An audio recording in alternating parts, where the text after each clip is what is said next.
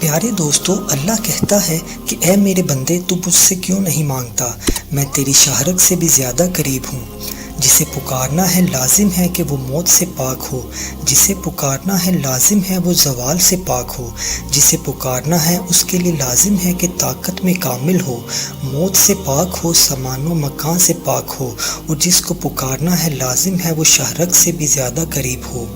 پیارے دوستو، ہے کوئی اللہ کے سوا شہرت سے زیادہ قریب؟ ہے کوئی اللہ کے سوا موت سے پاک؟ ہے کوئی اللہ کے سوا زوال سے پاک؟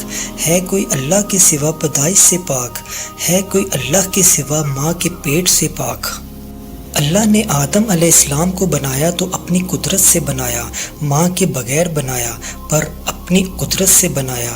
حضرت عیسیٰ علیہ السلام کو باپ کے بغیر پیدا کیا تو اپنی قدرت سے پیدا کیا۔ ہے کوئی ایسی قدرت رکھنے والا اللہ کے سوا؟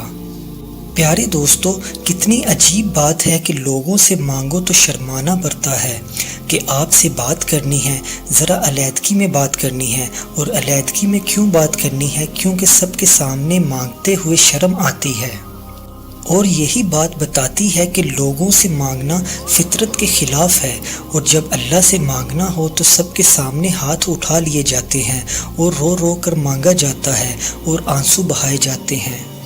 عرفات کے میدان میں چیخیں، ریاض الجنہ میں چیخیں، جمعہ کی رات شب قدر میں چیخیں، حرمین کی دعا میں چیخیں۔ سب کے سامنے انسان اللہ سے مانگ رہا ہوتا ہے اور زبان حال سے کہہ رہا ہوتا ہے کہ اللہ سے مانگنا ہی عزت ہے، باقی سب تو ذلت ہی ذلت ہے۔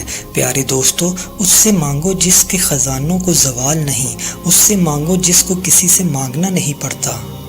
پیارے دوستو، اللہ کہتا ہے کہ اے میرے بندے، اس سے مانگ جس کو کہیں سے لینا نہیں پڑتا۔ صرف ایک اللہ ہے جس کو دینے کے لیے کسی سے لینا نہیں پڑتا۔ صرف ایک اللہ ہے جس کو دینے کے بعد اس کے خزانوں میں کمی نہیں آتی، اور صرف ایک اللہ ہے جو دے کر خوش ہوتا ہے اور اس سے نہ مانگو تو ناراض ہوتا ہے۔ اللہ پاک سے دعا ہے کہ اللہ پاک ہمیں سمجھنے کی اور نیک عمل کرنے کی توفیق عطا فرمائے۔ آمین۔